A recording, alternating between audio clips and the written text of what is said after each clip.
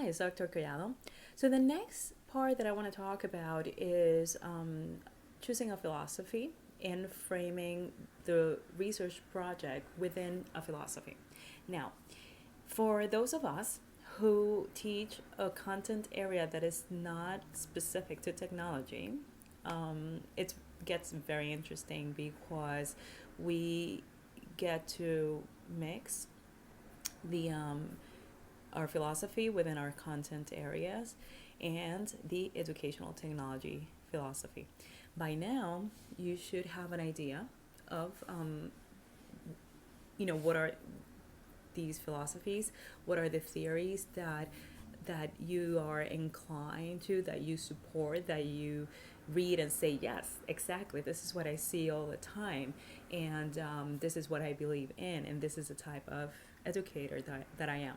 So you want to be thinking of approaching your research from this point of view. You're already doing it, but I want you to consciously look into it. So I'll give my philosophy as an example.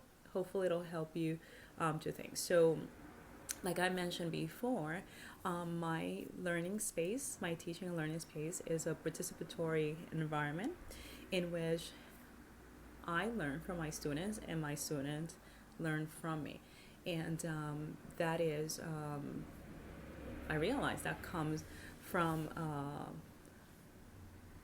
part of the philosophy of Paulo Freire, right? Where one of his quotes is, "Whoever teaches learns in the act of teaching, and whoever learns teaches in the act of learning." Something like that. It's not exact. It's not exact. So that is me as a teacher. You probably noticed this in the way I designed this course. In terms of educational technology, I didn't think so at first, but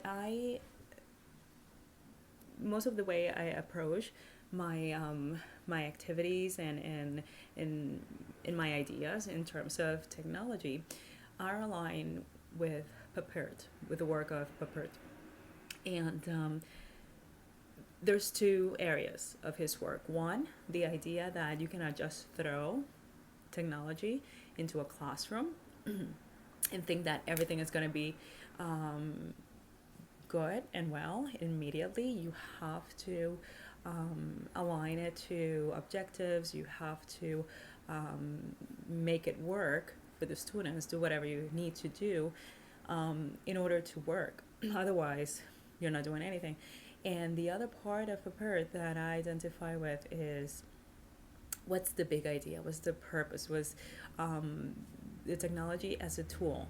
It's not about the technology, it's about what the technology can do. So I'm big on purpose-driven technology.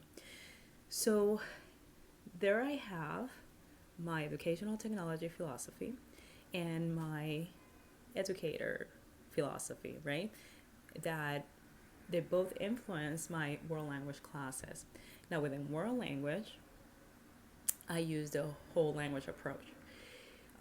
There's many methods in world language, but my style and the approach that I believe in, that it works for me, it's what is considered whole language. I introduce, the language, the materials as they are, and then I break it down from there. So that is who I am as an educator, and that translated into my studies, or when I do research, whether it's formal or informal, you can see that in my studies. So I want you to be thinking of what philosophies in education in general, what theories, and specifically in EdTech drive your practice.